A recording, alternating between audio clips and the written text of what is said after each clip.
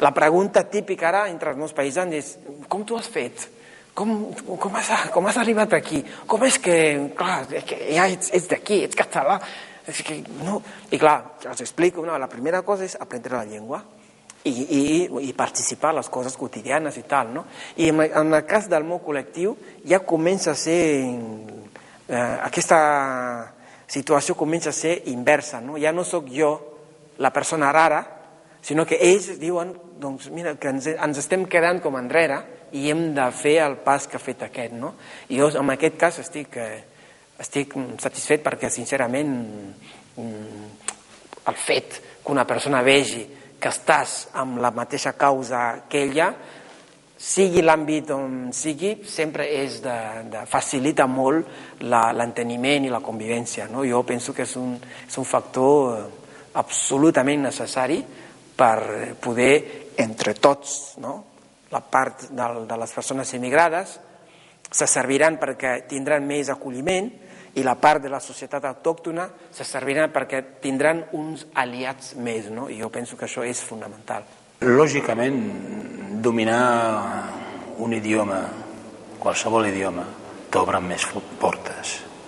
I si tu parlessis català i domines el català, també t'obren portes d'aquí. Això és una cosa lògica. I a més, si aquesta llengua és una llengua que està patint i tu només parlant aquesta llengua representa com un recolzament aquesta llengua, lògicament t'obriran més portes.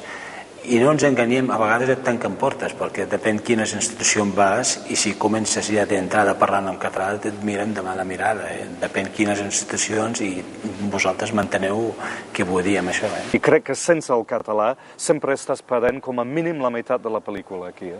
L'existència d'una comunitat lingüística sempre està determinada per unes determinades condicions de poder político-social. És, per tant, la comunitat humana que es dota d'una determinada llengua per desenvolupar-se i esdevé així comunitat lingüística, que enforteix i perfecciona els lligams i les expectatives de producció i progrés històric. La llengua és sempre una necessitat per l'acció social i alhora un producte d'aquesta acció. El coneixement d'una llengua no implica l'ús. Així, en els processos de substitució lingüística, com en el cas català, es produeix el fenomen anomenat ocultació lingüística quan els parlants de la comunitat lingüística subordinada, sense desaparèixer, queden ocultats a causa de l'anomenada deslleialtat lingüística. Altres factors que cal considerar són les actituds lingüístiques i les normes d'ús i tot l'entramat de prejudicis i complexos que condicionen el comportament lingüístic dels parlants.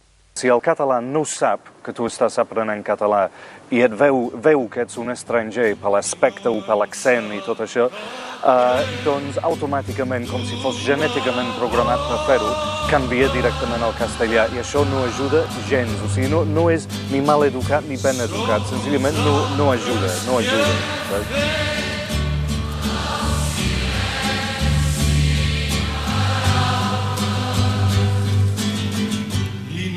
Sap cap greu dur la boca tancada. Sou vosaltres qui heu fet del silenci paraula.